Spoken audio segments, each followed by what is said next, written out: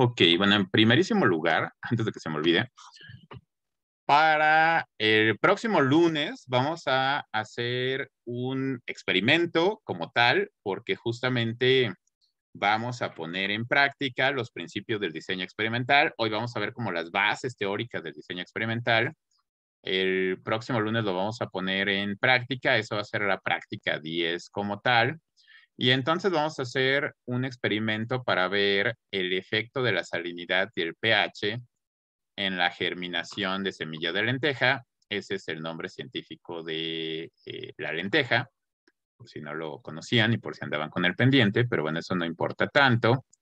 El punto es que ese experimento, pues lo ajustamos a algunas condiciones que ustedes puedan replicar en su casa, pero para eso cada uno de ustedes va a tener que conseguir los siguientes materiales, que pues, realmente son materiales muy sencillos para conseguir, son muy sencillos de conseguir.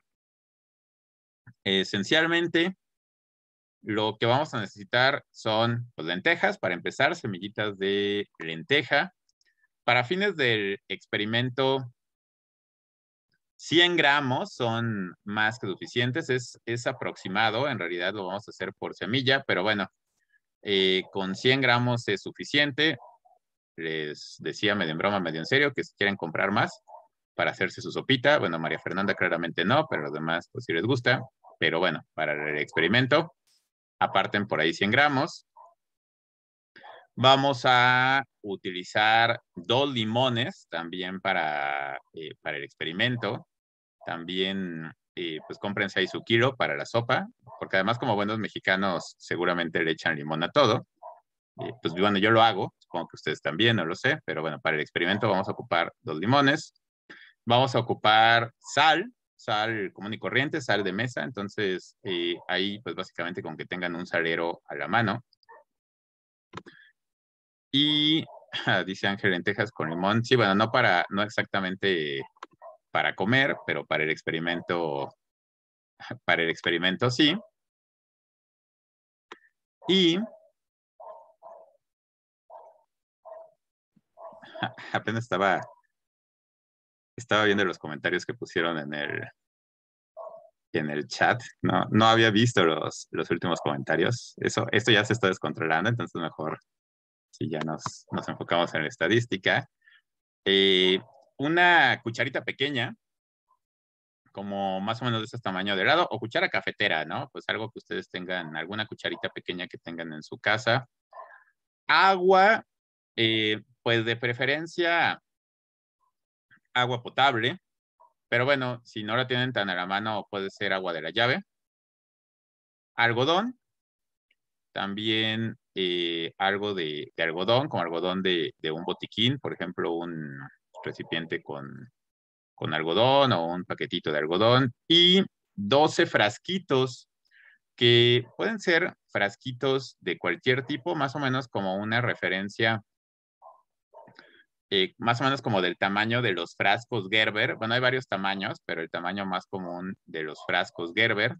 Si por alguna razón tienen frascos Gerber a la mano, tienen hermanitos, hijos, o a ustedes les gusta el Gerber, que pues hay gente que le gusta el Gerber y se lo come, pero bueno, si los tienen a la mano, por lo que sea, algo así. O si no, 12 recipientes iguales, pueden ser de esos vasos desechables, o sea, se van a poder reutilizar. A veces, pues, está un poco la inquietud de no generar residuos adicionales con los vasos desechables, pero bueno, los pueden lavar después y utilizar si los tienen a la mano, o si no, pues pueden ser en general recipientes de vidrio, pero la recomendación es que sean todos del mismo tamaño y con las mismas características, o sea, que tengan 12 vasos o 12 frasquitos iguales, porque esas van a ser nuestras unidades experimentales en las que vamos a llevar a cabo. En cada una de ellas vamos a hacer como un evento de germinación de semillas, ¿no? Esto es básicamente lo que vamos a necesitar. Es muy sencillo, es muy simple. Si tienen de esas balanzas portátiles, también ayudaría un poco, aunque no es tan crítico. La idea es tratar medir con precisión los parámetros que vamos a probar. Así que si tienen de este tipo de balances digitales, no sé si se vea mi imagen en la cámara, que son como portátiles, en realidad son muy accesibles en todo sentido, pero bueno, si las tienen a la mano, de hecho les pueden servir después para otras cosas, se utilizan en cocina, ¿no? Igual si ustedes cocinan o tienen familia o viven con gente que cocina, puede tener una de esas, les pueden servir, díganle que se las prestan. Si no, pues hacemos las mediciones aproximadas, ¿no? Lo importante, lo básico. Dice, ¿dónde compras una de esas balanzas digitales? Pues hay inclusive en supermercados, en la parte como donde venden cosas de cocina, las venden. Si las quieres comprar por internet, hay en Mercado Libre, hay en Amazon y pues son bastante baratas. Hay como desde 100 pesos, ¿no? También depende de muchas cosas, ¿no? Depende de la marca, de la calidad. O sea, no es obligado que las compren ni mucho menos, pero en realidad son fáciles de conseguir, ¿no? Pues básicamente chequen si tienen una en su casa. Les digo, si no, y si no les quieren comprar, tampoco es obligado, ¿no? Pero lo que sí es que sí, por favor, consigan estos materiales, ¿no? Para hacer nuestro experimento. Vamos a hacer un experimento factorial, donde vamos a ver el efecto en la germinación de dos factores, la salinidad y el pH. Justamente, hoy vamos a explicar qué significa tal cual eso, ¿no? De experimentos factoriales y demás. Entonces, bueno, vamos a entrar en materia. Quería mostrarles lo de la práctica. Eh, Muy rápidamente de lo del examen, bueno, lo del problemario. Déjenme abrirlo. Solo para comentar lo de el ejercicio 10, el problema 10, que, insisto, no sé si me estaban hablando en serio o me están choreando, pero decían que varias personas les costó trabajo o no supieron qué onda. No era cotorreo, profe. No era Sí, yo cotorreo. no. Ok, entonces lo comentamos rápido.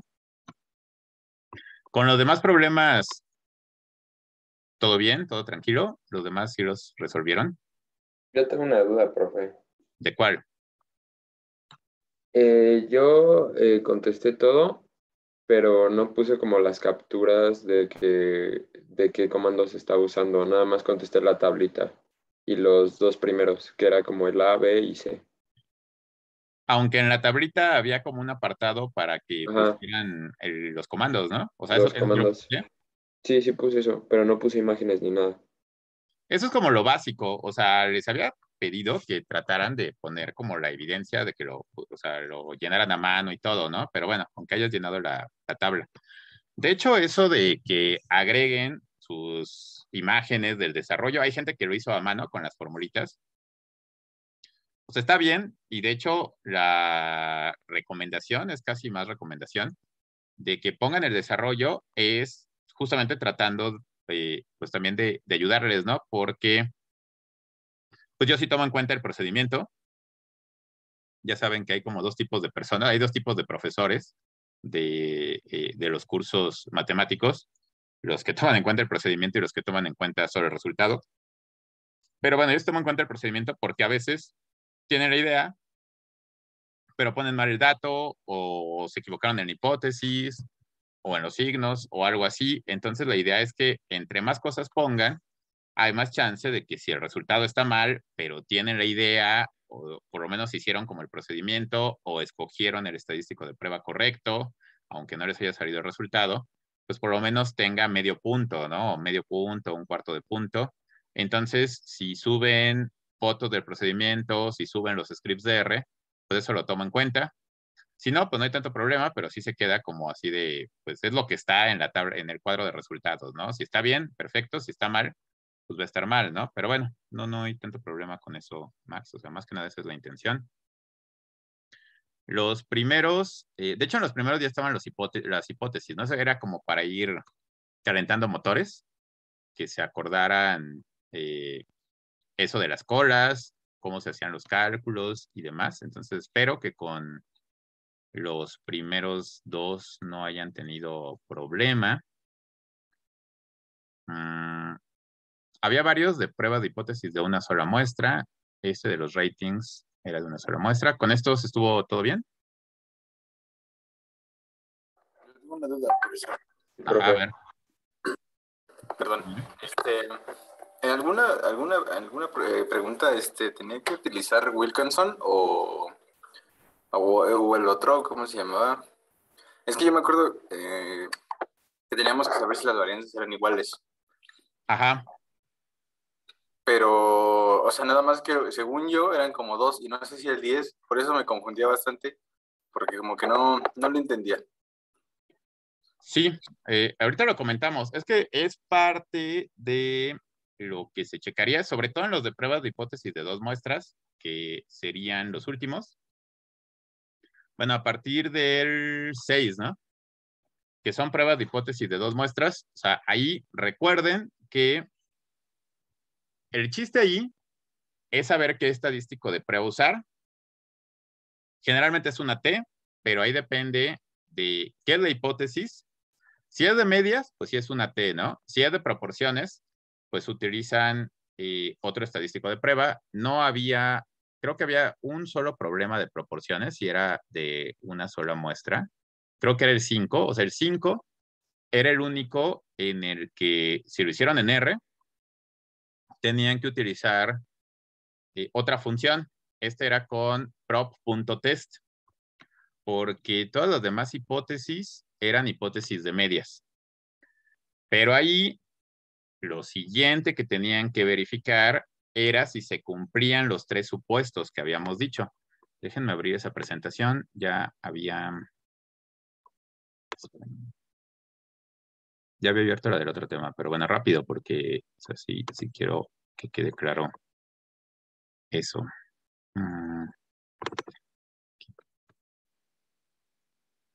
O sea, acuérdense que para aplicar la prueba T de Student, o sea, si lo hicieron en R, o sea, el T.test, así tal cual, tienen que checar que se cumplan esos tres supuestos. Que las muestras sean independientes, que tengan distribución normal y que las varianzas sean iguales o parecidas. Si no lo cumplen, pues de todos modos lo pueden resolver y lo tenían que resolver, pero ahí la cuestión era que supieran qué hacer. Por ejemplo, si las muestras no eran independientes, pues también usan una prueba de T, pero ahí habíamos quedado que es una prueba de T para datos pareados. Entonces, tenían que agregarle en su código el argumento de paired igual a true. Y sí había algunos casos, por ejemplo, el ejercicio 6 es de dos muestras, pero son dos muestras pareadas. Entonces, lo resolvían. Creo que la mayoría de ustedes lo hicieron con ayuda de R, ¿verdad? Entonces, si usaron R, tenían que usar la función t.test. Pero al usar la función t.test, tenían que poner, bueno, sus dos objetos, tenían que poner la cola, o sea, acuérdense, es con lo de alternative, pero además tenían que poner el argumento de paired, pareado, y ponerle paired igual a true, para que les hiciera el ajuste de que eran muestras dependientes. Entonces, por ejemplo, eso lo tenían que hacer en el 6, o sea, sí era, porque bueno, se supone que tienen que checar las tres cosas. Tienen que checar también la normalidad, o sea, tenían que hacerlo de Shapiro.test, y lo de la prueba de F, pero ahí sí las cumplía, ¿no? Cuando no cumplía lo de la igualdad de varianzas, que por ahí también había ejercicios, pero ese era otro. Por ejemplo, el 6 era la T de student, de dos muestras, pero datos pareados, ¿no? El 7 también era datos pareados, era lo mismo.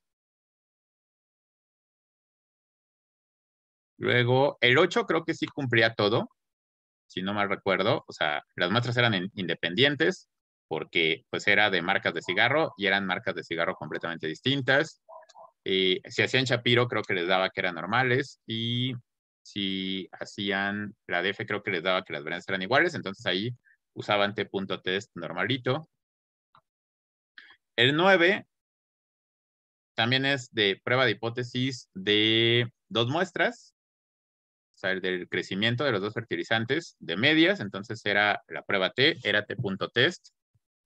Los datos sí cumplían, bueno, son muestras independientes porque aquí sí les decían que eran, o sea, fueron plantas completamente distintas. 10, o sea, se daban cuenta inclusive porque hasta era un número distinto de plantas, ¿no? Eran 10 y era 8. Entonces, no eran datos pareados, eran independientes.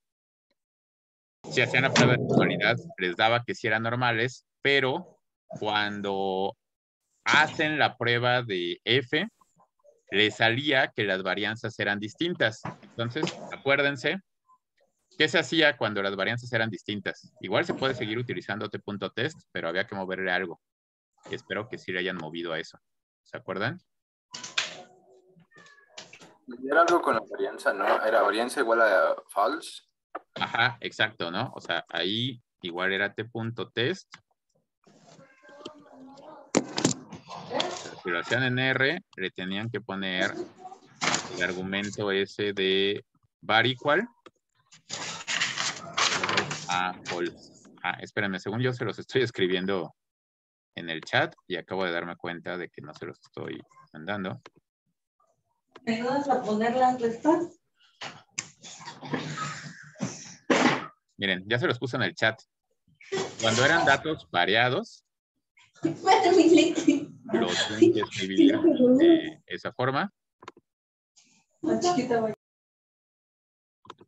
Tenían que ponerle eso de PERT igual a true. Y cuando las varianzas eran, no eran iguales, le tienen que poner var.equal igual a false.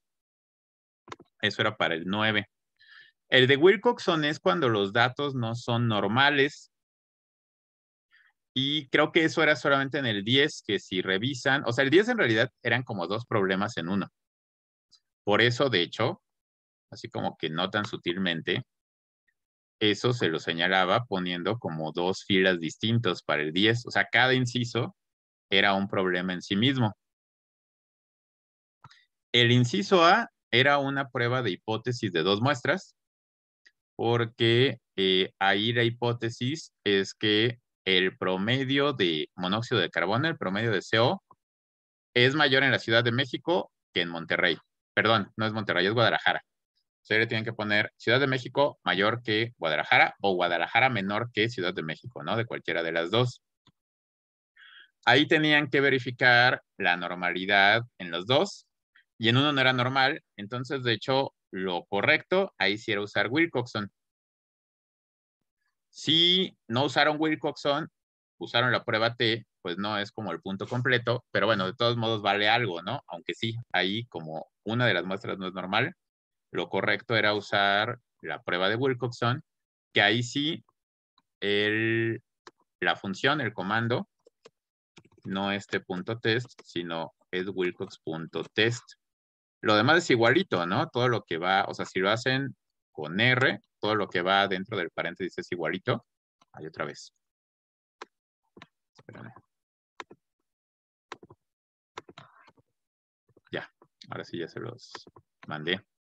De todos modos, si usaron la prueba de T, está, bueno, no está 100% bien, pero, o sea, mientras lo hayan puesto como prueba de hipótesis de 2 muestras y hayan puesto bien sus hipótesis, ¿no? Eso de Ciudad de México mayor que Guadalajara o Guadalajara menor que Ciudad de México, ¿no? Porque también, o sea, no nada más me fijo en el resultado, ¿no? Sino en la parte del cuadrito que hayan escrito, o sea, por ejemplo, en ese si usaron la prueba de T, pero pusieron bien su hipótesis nula, su hipótesis alternativa, van a llegar a la conclusión correcta y eso obviamente también vale. El inciso B era otra hipótesis, o sea, son como 2 cosas distintas. O sea, el inciso A era comparar. O sea, en el inciso A era probar, déjenlo anoto rápido. sea, en el inciso A, la hipótesis era comparar las medias, ¿no? O sea, la media de la Ciudad de México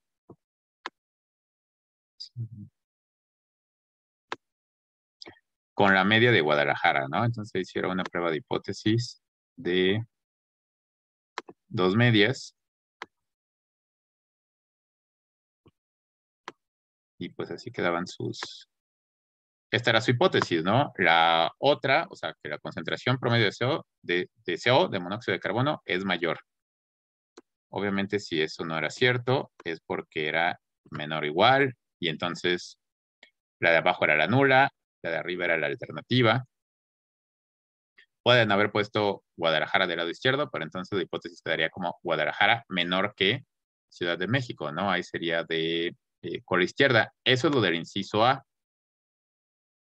El inciso B dice, la norma oficial mexicana establece como límite permisible para el monóxido de carbono una concentración promedio de 11 partes por millón. El aire en la Ciudad de México rebasa de forma significativa dicho límite. Esta es otra hipótesis y esta, vean que es una hipótesis de una sola muestra, porque aquí ya Guadalajara no tiene nada que ver. Aquí es una prueba de hipótesis en donde quieren probar la hipótesis de si en promedio la concentración en la Ciudad de México rebasa. Si decimos rebasa, significa que es mayor que el valor de referencia que marca la norma, que es de 11. ¿11 qué? Bueno, 11 partes por millón, ¿no? 11 ppm, pero bueno, esas son las unidades, ¿no? Eso no importa tanto. Entonces, el inciso B era una prueba de hipótesis como las primeras que vimos, hacer una prueba de hipótesis de una muestra en donde toman los datos de la muestra de la Ciudad de México y lo comparan con la media hipotética de 11. O sea, eran como dos hipótesis completamente diferentes, el inciso A y el inciso B. Espero así lo hayan hecho. Si no, o si no les había quedado claro siquiera cómo se resolvían, pues así es. O sea, esas serían las hipótesis en cada uno de los incisos. ¿Ya quedó un poco más claro?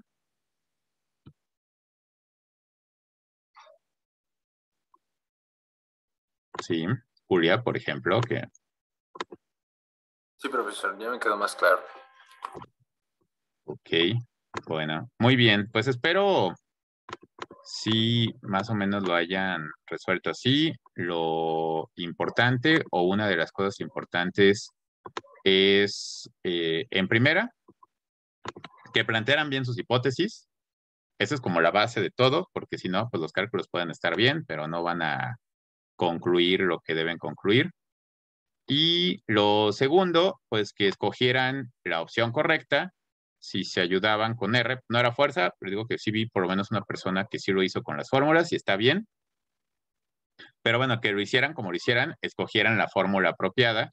Y para eso tenían que ver qué tipo de hipótesis era, ¿no? Si era de una muestra, de dos muestras, de media, de proporciones, y si era la prueba T, si se cumplían los tres supuestos. Entonces, de hecho, esa era como también la otra cuestión, para que esté 100% correcto, pues también la idea era que por ahí probaran la normalidad y la igualdad de varianzas, y sí, pues ya ocupaban la t.test así sencillita, y si no, pues lo ajustaban, ¿no?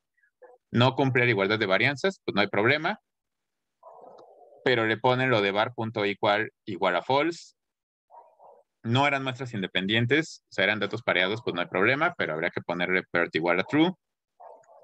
Si no eran normales, pues lo ideal era usar la de Wilcoxon. Ahí sí, es cuando estaba la de Wilcoxon, que según yo solamente había un ejercicio en donde aplicaba la de Wilcoxon. Pero bueno, espero ya haya quedado más claro. En todo caso, pues ya lo reviso y lo vamos comentando. Y bueno, si tienen más dudas, pues lo platicamos. Pero ahorita por lo pronto, si ya quedó más claro y no hay más dudas del examen, ¿Ya todo bien con el examen? ¿Alguna otra cosa que no les haya quedado claro o que no hayan podido hacer, que no haya comentado ahorita?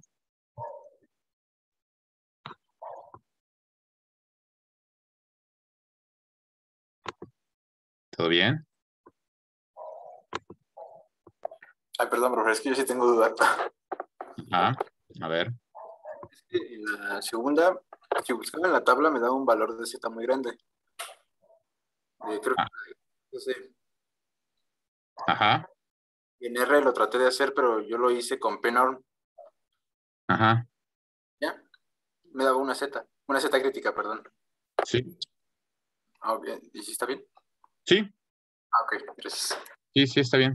Sí, o sea, puede ser muy grande. Eso quiere decir que, pues, tendría que tener ese valor, ¿no? Para que lo puedan rechazar. Pero sí, está bien. Ok, bueno, pues si no hay más de esto, ahora sí vamos a empezar tema nuevo,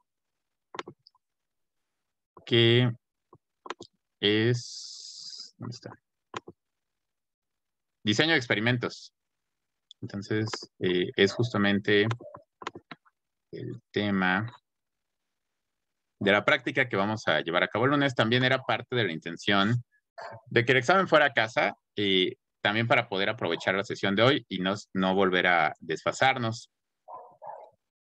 Y bueno, esta parte de diseño de experimentos es un complemento de lo que hemos estado viendo ahorita y va a ser más importante todavía porque vamos a seguir con la parte de pruebas de hipótesis y lo vamos a extender hacia pruebas de hipótesis que ya involucran la comparación de muchos grupos. O sea, ahorita hemos visto pruebas de hipótesis de una muestra, de dos muestras, ¿no? De dos grupos. Pero hay métodos que nos sirven para comparar 3 grupos o 4 o 20, ¿no? Sobre todo un método que se llama análisis de varianza. Es la misma lógica, o sea, son los mismos pasos básicos, pero los cálculos ya se van volviendo como más complicados. Y además, como parte del análisis de varianza, vamos a empezar a hablar de términos como factores.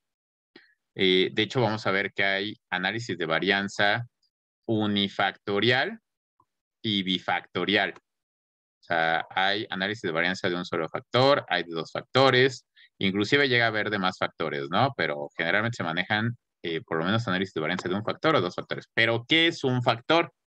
Igual y la palabra medio le suena, pero tiene un significado específico en este contexto. Y en ese sentido, de lo que vamos a estar hablando ahorita es de una serie de principios que nos permiten obtener datos apropiados para poder probar hipótesis con herramientas estadísticas. O sea, la estadística nos da las herramientas matemáticas para que teniendo datos de muestras podamos probar una hipótesis, planteemos la hipótesis, la podamos probar, pero para que eso funcione, nuestros datos tienen que haber sido obtenidos siguiendo ciertos principios. Y a eso es a lo que le llamamos el diseño de experimentos. Experimentos en el sentido amplio del término. Ya habíamos hablado un poco de eso cuando hablamos de probabilidad, ¿no? Que un poco por las bases históricas de todo esto, se habla de experimentos y cuando pensamos en experimentos, pues pensamos en un laboratorio, por ejemplo, de química y pensamos en reactivos, pensamos en equipo de laboratorio, en mecheros, en matraces, en estar trabajando ahí con bata y con lentes de seguridad. Y pues obviamente sí incluye ese tipo de experimentos, pero se refiere a experimentos en un sentido mucho más amplio, que incluye también estudios en campo, ¿no? O sea, podemos hablar de experimentos en campo, en el sentido de que ahí también podemos probar cosas y podemos probar hipótesis. Entonces, en concreto, se le llama diseño de experimentos, pero también se queda incluido ahí el diseño de muestreo, porque a veces pasa eso, ¿no? Y ustedes, sobre todo dentro del ámbito de las ciencias ambientales, de la ingeniería ambiental y de las disciplinas ambientales en general, y conforme vayan profundizando en eso, vayan llevando otros cursos, pues muchas veces van a aplicar esto no estrictamente en el contexto de un laboratorio, o sea, de un laboratorio cerrado, confinado, pero sí en campo o en plantas de tratamiento o en zonas de cultivo, en donde van a hacer esa comparación y el punto es que obtengan muestras válidas. Entonces ahí también le llamamos diseño de muestreo de manera un poco más general. Básicamente, el objetivo principal de diseñar un experimento es determinar el efecto de la variación en algún factor de interés sobre cierta variable. Algunas aplicaciones comunes, que tiene un montón, es, por decir algo, probar la efectividad de medicamentos o probar la efectividad de remedios o de vacunas, que también es como un tema pues muy en boga, y ya también hemos platicado un poquito eso, ¿no? Todos esos estudios de efectividad de las vacunas que se han hecho y que se tuvieron que hacer así como que hiper express, pues es básicamente estadística aplicada, pero sobre todo es diseño de experimentos aplicado. Esa es una de las aplicaciones más importantes, pero tiene muchas otras también importantes. Por ejemplo, y mucho más vinculado con el área ambiental, la evaluación de condiciones ambientales y del impacto de la perturbación humana, tanto en la salud como en el ambiente. Por ejemplo, diseñar un experimento, diseñar un muestreo para evaluar el efecto que tiene en la salud la presencia de ciertos contaminantes atmosféricos. Por ejemplo, la presencia de partículas suspendidas, ¿no? De cierto tipo, de PM10 o de monóxido de carbono o de lluvia ácida, ¿no? O sea, ¿qué efectos tiene en el ambiente la lluvia ácida? O qué efectos tiene en la salud humana la presencia de plomo en el agua, ¿no? Entonces, si queremos evaluar eso de manera rigurosa y poder obtener conclusiones confiables, pues tenemos que diseñar un experimento o diseñar un muestreo, ¿no? Otra aplicación, igual por mencionar otra situación, otro ejemplo, también un poco dentro del área biológica, es la cuestión del monitoreo de plagas en cultivos, ¿no? O sea, ver si en un cultivo hay un problema de plaga y si existe y estamos aplicando un método de control, si estamos aplicando insecticidas o estamos realizando ahí algún método de monitoreo, pues estar evaluando, ¿no? Estar evaluando si eso está funcionando. Todos esos son solo unos cuantos ejemplos de aplicaciones del diseño de experimentos. Entonces, a final de cuentas, el diseño de experimentos nos ayuda a probar hipótesis que en última instancia, pues nos sirven para responder preguntas que tenemos. Y esas preguntas pueden ser de muchos tipos, algunas de cosas muy críticas, ¿no? Como por ejemplo, esta vacuna que se está aplicando realmente es efectiva para prevenir una enfermedad en el contexto actual, por ejemplo, para el COVID, o sea, realmente es efectiva. Y o esta vacuna es segura, su aplicación es segura, o sea, cosas tan críticas como eso. Pero también hay otros ejemplos, ¿no? Desde cosas que pueden parecer como tan triviales, pero pues pueden ser de interés para alguien, ¿no? Como los que se mencionan ahí, la miel ayuda a disminuir la tos. ¿Ustedes qué dicen? No recuerdo si ya habíamos platicado de este ejemplo, pero bueno, ¿ustedes qué dicen? Porque es algo que mucha gente recomienda, ¿no? O sea, los escuchan toser y les dicen, a ver, mijo, tómate una cucharadita de miel. ¿Pero sirve o no sirve? Yo digo que no. Max dice que no. ¿Los demás lo han probado? En el momento sí. Ajá, Yunuen dice que en el momento sí. O sea, sí sirve, pero poquito. No, o sea, no te cura, pero en el momento sí te la calma. Ah, ok. Ajá, o sea, bueno, sí la disminuye, ¿no? No te cura, o sea, igual y tienes tos por otras razones más de fondo, ¿no? Pero pues por lo menos ayuda. María Fernanda dice que sí. Los demás lo han probado, es como clásico, ¿no? Mi mamá me ponía a morder jengibre. Jengibre, pero ¿jengibre con miel o puro jengibre? Jengibre así solo, no me quiere. O sea, Tampoco funciona, pero pues creencias, creencias de señoras, ya pero ve. eso es por la tos o porque te portas mal, Jimena, porque también conociéndote, igual es como un pretexto, ¿no? De tu mamá, Se así porta de, muy mal, profe. ahora sí, ahora sí va la mía. Pero No sé. se supone que es para la tos. Según dice. Yo creo que no. Ah, o sea, porque además yo lo he escuchado como tecito, María Fernanda pone tecito, la tradicional subconsciente, ¿no? Dice un besito, bueno, sí, ese también es mejor, ¿no? Pero sí, generalmente el jengibre, eh, o sea, bueno, sí se puede consumir así directo y lo venden, ¿no? Pues es como una raíz, pero pues sí es como muy fuerte, ¿no? Sí, sí, yo he visto que es más como un té y justamente lo mezcla, ¿no? Como que el jengibre con la miel, también el limón, ¿no? Se le agrega así, típico. ¿Qué pasó, Max? Veo tu mano levantada. No sé si alguna vez ha escuchado eso de las gomas, pero creo que es tequila con miel y limón, que se supone que ayuda igual, ¿no? Nunca lo había Sí, escuchado. sí, sí lo he escuchado. Bueno, he escuchado el remedio, ¿no? No exactamente con ese nombre. Igual ahí es como el pretexto, ¿no? Pues Pero si no se te quita, por lo menos se te olvida, ¿no? sí, ese es como el argumento. Como bien dice Franco, hay jarabes de miel, mezcal, bueno, por ahí también dicen, de hecho la frase completa es que para todo mal mezcal y para todo bien también, ¿no? Entonces no es propiamente para la tos, pero bueno, a veces ya lo combinan con mezcal, con tequila, dice collar de limones, Elsa. Ah, caray, ¿cómo es eso del collar? No, es que eso es para los perros, para el moquillo. No sé, me suena un poco más como a, ¿cómo se llama eso? Como para contrarrestar, ¿no?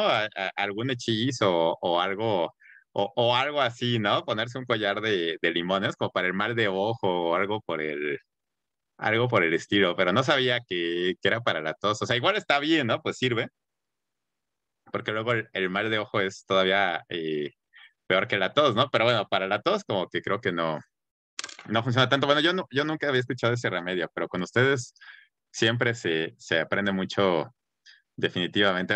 Jimena, ¿no? Que se ve que es una conocedora de esos temas. Ya en otros momentos ya habíamos hablado que ustedes eran ingenieros y científicos, pero al mismo tiempo tenían como su lado místico y entonces le saben a la astrología y a todas estas cosas, ¿no? Entonces, quién sabe cuántos muñequitos vudú del maestro de estadística hay ahí en sus casas, ahí llenos de Ya hay alfileres. bastante. Ya hay Sí, sí, bastante. sí. Sí, sí. Con razón de repente siento como punzadas en el hígado. Yo le adjudicaba que tomaba mucho café, pero pues ya vi, ¿no? Que son ustedes.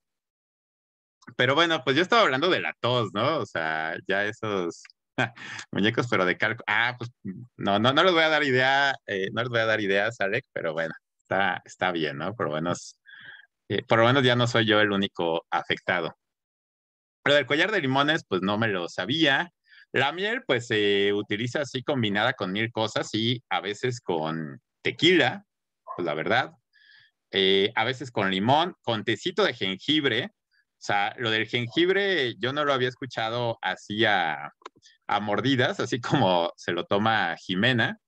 Pero bueno, sí en combinación con miel. Igual y le falta el toque de la miel, Jimena. La próxima vez que tu mamá te dé a morder jengibre, pues por lo menos échale un poquito de miel. Si no te quita la tos, pues por lo menos no vas a ver tan feo, ¿no? Pero pues igual y le falta el toque de la miel porque se supone que la miel es como lo que más hace la diferencia. Pero en realidad ahorita, por ahí bien dicen, ¿no? Que cada quien habla según le va en la feria. Algunos dijeron que sí servía, otros pues ahí como que narraron su experiencia de cómo lo han probado, no dijeron si sí o no, pero se entiende que sí, pero algunos de plano dijeron que no. Por ejemplo, Max dijo que no, Junen dijo pues como que medio te lo quita, porque ahí están hablando desde su experiencia individual y pues realmente ahí igual influyeron muchos factores, ¿no? Por ejemplo, Max pues se escucha como muy decepcionado de la miel Suena como a que lo probó y no le sirvió, pero pues quizá simple y sencillamente no tomó la suficiente o pues su tos era por otras razones, porque pues ahí también depende de la tos. Digo, si fumas, pues ni con miel, ni con jengibre, ni con tequila se te va a quitar la tos, ¿no? Entonces depende de muchas cosas. Por eso, justamente, si queremos ver a fumar qué, Max, pues en general, ¿no? No sé qué fumes, Max, pero bueno, fumar en general. Yo no fumo, profe, pero bueno. ¿Tú no fumas? Ah, no, está bien. Yo nada más decía, ¿no? Yo estaba hablando así en general, no estaba haciendo alusiones personales a nadie. Pero bueno, mi punto es justamente ese, ¿no? Que, o sea, la estadística nos sirve para no quedarnos con la opinión individual de, a mí sí me sirvió o a mí no me sirvió, sino ver las tendencias. Si ustedes, por ejemplo, van a vender eso, si van a vender jarabes de miel, pues les interesa saber si en general sirven. Siempre va a haber excepciones, ¿no? Siempre va a haber remedios que no le funcionen a todas las personas. Es como con las vacunas, ¿no? Por eso siempre dicen, hay gente que sí se pone muy mal con la vacuna. Bueno, de sentirse mal, todos nos sentimos mal, ¿no? Pero, o sea, son molestias pasajeras. Pero, pues hay gente que inclusive llegó a morir como consecuencia de la reacción de las vacunas, pero fue una minoría pequeñísima. Lo importante es que en la tendencia, en términos generales, las vacunas, por lo menos las vacunas que se aprobaron, sí funcionan y sí son seguras en lo general, y eso es lo que la estadística nos permite comprobar mediante los experimentos, ver las tendencias generales, ¿no? Entonces quizá haya gente a la que no le sirva, pero lo importante es comprobar si en general la miel ayuda a disminuir la tos, y por eso no basta con la opinión de una persona, sino que hay que trabajar con muestras, pero muestras que además se obtengan siguiendo ciertos criterios y ciertos principios básicos. Y eso aplica para todas las preguntas de investigación y para todas las hipótesis. Por ejemplo, esto de la miel pues puede parecer más trivial, aunque hay gente que se dedica a vender miel, hay gente que hace jarabes de miel, vende pastillas de miel. En las tiendas naturistas hay un montón de cosas con miel, ¿no? Y justamente, generalmente las anuncian que sirven para ese tipo de cosas. Entonces, bueno, a ellos sí les interesaría, ¿no? Probar esa hipótesis. Pero hay muchas otras hipótesis de investigación que se tienen que probar de la misma forma, ¿no? El tipo de azúcar que se consume influye en el aumento de peso. Bueno, eso también se tendría que experimentar, ¿no? Porque hay quien dice que, o sea, en general se recomienda no comer tanta azúcar, pero hay gente que dice, no hay problema porque pues yo no estoy comiendo azúcar refinada. Yo como azúcar, por ejemplo, el azúcar no refinada, ¿no? El azúcar mascabado, que posiblemente conozcan. O hay gente que dice, o sea, es que yo sí estoy comiendo cosas dulces, pero no es azúcar, es Splenda. ¿Eso realmente influye? Bueno, lo tendríamos que comprobar mediante el diseño de un experimento. ¿Los insectos en un cultivo tienen preferencias por algún factor atrayente específico? Probablemente muchos desde su experiencia anecdótica dirían que sí, ¿no? De, ¿por qué si yo tengo plantitas? Una de ellas está infestada de pulgones y la otra no. Es por el tipo de planta, es por las flores, es por el tamaño, es simplemente azar.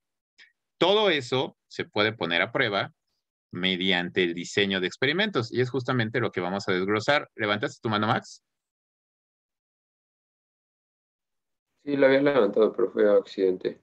Ah, ok, pero no hay duda. Bueno, entonces vamos a ver cuáles son los principios básicos. Hay, o sea, ahorita les estoy mencionando muchos ejemplos para que vean las aplicaciones que tiene, pero vamos a retomar el ejemplo que les había puesto. Bueno, les mencioné varios, pero como el ejemplo base que utilizamos cuando empezamos a hablar de pruebas de hipótesis en general, que era el ejemplo de la composta, de si la composta realmente ayudaba al crecimiento de las plantas, porque pues es algo que se plantea, ¿no? O sea, la composta, en primer lugar, pues por una parte, pues ya es útil en el sentido de que es una buena forma de aprovechar los residuos orgánicos que se generan, en lugar de estar tirándolos a la basura como tal, los residuos de comida o los residuos de jardinería, pues se puede hacer composta con ellos,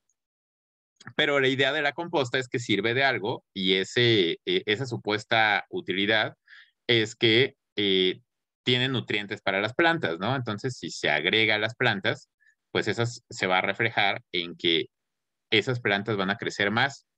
Pero ¿cómo lo podríamos probar? Esta es una hipótesis, ya vimos cómo se plantearía como hipótesis, pero ¿cómo lo probaríamos experimentalmente, ¿no? Que justamente de eso se trata la ciencia, de poder probar con base en evidencia, no nada más plantear las cosas porque uno cree, porque yo lo digo o porque yo lo creo, sino poder probarlo con base en la evidencia, pero que sea algo confiable.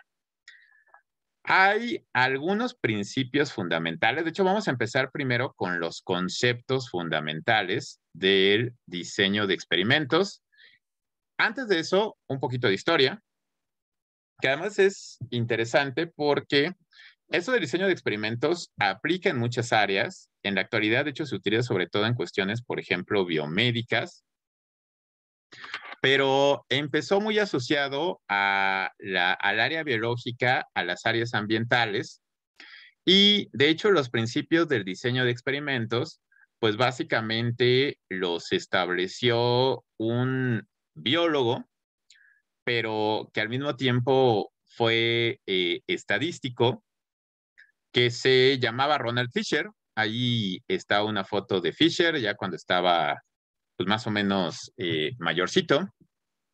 Fisher fue un biólogo estadístico que vivió pues principalmente en la primera mitad del siglo XX.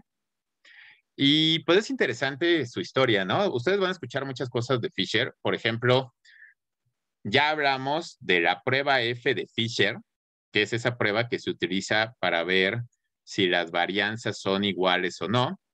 Pero el nombre de Fisher va a aparecer a cada rato en cosas de estadística. O sea, entre más ustedes se pongan a buscar cosas de estadística, van a estar apareciendo un montón de cosas de Fisher, ¿no? Hay una prueba F de Fisher, pero en otros métodos que vamos a ver, en el análisis de varianza, hay un estadístico F, también por Fisher. Él es uno de los fundadores de la estadística moderna y probablemente el principal, ¿no? O sea, mucha gente pues, ha contribuido a lo que sabemos de estadística ahorita, pero pues Fisher se considera casi uno de los padres de la estadística. Hay quien dice que es como el padre de la estadística, a pesar de que pues básicamente él era biólogo. De hecho, pues tuvo una historia un poco curiosa, ¿no? Porque él de entrada, cuando entró a la universidad, y pues entró con muchos trabajos porque pues venía de una familia con pocos recursos, entonces tuvo que conseguir beca, entró a la universidad, y cuando entró a la universidad, entró a estudiar matemáticas. Ahí algo que ayudó es que en ese entonces, bueno, no solamente era la época, ¿no? También el sistema en las universidades, o sea, él era de Inglaterra, ¿no? Él era inglés, pero en general eso es como de los sistemas anglosajones, ¿no? Es como en Estados Unidos. Es un poco diferente a la universidad aquí, que es como de carreras. O sea, aquí ustedes entran a estudiar ingeniería en sistemas ambientales o ingeniería industrial o ingeniería mecánica o biología o ingeniería mecatrónica, pero como que entras a una carrera fija. En muchas universidades de Inglaterra y de Estados Unidos, o sea, como que puedes entrar a la universidad sin saber así como que todavía exactamente qué es lo que quieres estudiar, porque no hay carreras como bien definidas. O sea, te vas como especializando sobre la marcha. Por ejemplo, en muchas universidades de Estados Unidos manejan eso de los majors, ¿no? O sea, no sé si lo hayan escuchado. Fue a la universidad y salió con un major en biología, que significa que la mayoría de las materias que tomó eran como más de biología, pero igual y pudo haber tomado filosofía o historia del arte o cosas por el estilo, ¿no? Entonces son como sistemas un poco más flexibles. Y eso, pues en este caso le ayudó a Fisher porque, o sea, él entró como con la idea de matemáticas, estaba becado porque era bueno en matemáticas, empezó a estudiar eso, pero pues cuando entró, descubrió la biología y sobre todo descubrió la genética, que estaba como en boga, ¿no? La genética de poblaciones, la evolución. Y entonces, pues le gustó, se metió más a eso, terminó más como biólogo, pero de hecho terminó más combinando cosas de biología y de estadística. Y bueno, todo esto se los platico porque además ahí hubo una cosa que suena como rara en términos de la vida de Fisher, porque pues a él ya le gustó como más la biología y se fue más por el lado de la genética, hizo su carrera, hizo posgrado, hizo un doctorado y cuando acabó su doctorado, lo acabó más o menos joven, ¿no? Tenía como 30 y tantos. Y pues él ya había hecho varias cosas, ya era medio conocido, trabajaba con gente ahí en un laboratorio que hacía como cosas de genética de poblaciones, de genética evolutiva, pero le ofrecieron un trabajo en una estación agrícola experimental y él tomó ese trabajo.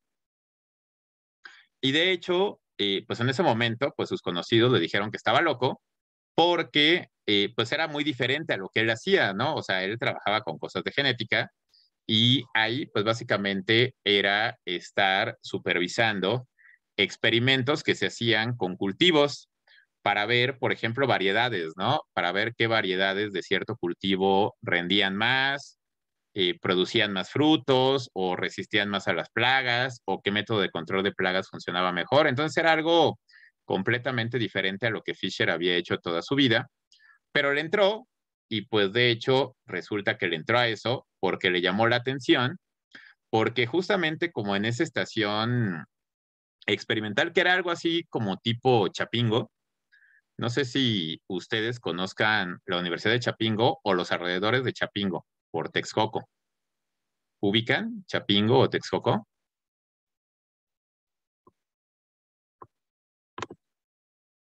Ajá, María Fernanda, sí. Stephanie, no. Ok. Bueno, pues ahí depende un poquito de dónde sea, ¿no? Pues algún día igual, si hay chance, pues dense una vuelta ahí por Chapingo. Es una universidad pues muy grande. Está enfocada como en ciencias agrícolas, ¿no? Pues hay varias carreras, pero todas son como de ese tipo, ingeniero agrónomo, cuestiones de control de plagas y demás. Pero, o sea, la universidad tiene un área súper grande, pero además tiene un montón de espacio porque tiene campos experimentales. Entonces, ustedes van por allá y ven como muchas parcelitas, inclusive hasta cuesta trabajo ver la universidad, ¿no? Cuando llegan desde la carretera, porque queda como en la salida a Puebla, la carretera México-Texcoco, y entonces hasta dicen, ¿a poco aquí hay una universidad? Porque el caminito entre la entrada y la universidad, pues está lleno como de parcelitas, campos de cultivo que utilizan para las investigaciones y para las clases, porque ahí hacen experimentos, cultivan cosas, prueban variedades mejoradas, ven qué sirve para las plagas. ¿Qué pasó, Max? Veo tu mano levantada. Ah, sí, le iba a preguntar eso de que si había ingeniería en sistemas ambientales, pero creo que no, ¿verdad? O sea, nada ¿En más es Chapingo? como... Ajá. Creo que no tal cual. Ya han hecho varias carreras, pero, o sea, todas sí son como muy directamente relacionadas con el campo. O sea, creo que ahora hasta hay carreras como medio sociales, pero como aplicadas al campo, ¿no? Como de economía y cosas así, pero de campo. Entonces, ingeniería ambiental, creo que no, Max. Dice Ángel. Ah, ok, ya, ya. Ajá, sí, es como muy de agrónomos. Digo, yo como biólogo me he especializado un poquito en control de plagas, entonces conozco mucha gente de Chapingo y de los alrededores, pero sí es como más aplicado. Pero bueno, el punto es que así era un poco esa estación en donde Fisher trabajó y duró un buen rato ahí y le digo que lo tiraban de loco al principio porque decían, o sea, pues si ya tienes como tu carrera, tu doctorado en genética, ¿para qué te vas a un trabajo así? Pero pues, realmente fue muy útil y muy productivo para Fisher y para la estadística y para el mundo, porque en esos años que estuvo trabajando con eso, él justamente, pues, casi creó esos principios del diseño de experimentos, porque vio eso, ¿no? O sea, ok, si queremos probar cosas, ¿qué tenemos que tomar en cuenta para que las conclusiones sean válidas y cómo tenemos que analizar los datos? Así que él hizo muchas contribuciones a la estadística, pero las más importantes y conocidas surgieron de los años que trabajó en esos campos experimentales. Una tiene que ver con cómo se analizan los datos, el análisis de varianza, de hecho va a ser el tema que veamos después de esto, pero antes de analizar los datos, ¿cómo obtenemos buenos datos de un experimento? Que son los principios del diseño experimental. En ese sentido, básicamente, lo primero que él definió, de hecho, escribió un libro que justamente se llama así tal cual, Los principios del diseño de experimentos, y pues él lo primero que planteó es que para hacer un experimento hay que definir claramente tres cosas. ¿Cuáles van a ser nuestras unidades experimentales o unidades de muestreo, cuando no es un experimento así como de laboratorio tal cual, pero en general las unidades de estudio experimentales o de muestreo? ¿Cuál va a ser nuestra variable de respuesta? ¿Y cuál es el factor que nos interesa analizar? ¿Y cuáles son los niveles del factor o tratamiento, ¿no? Que se utilizan casi como sinónimos, pero no es exactamente lo mismo. De hecho, lo primerito que tenemos que tener claro es saber exactamente qué es cada una de estas cosas. Entonces vamos a ir definiéndolas y vamos a ir definiéndolas con el ejemplo de la composta.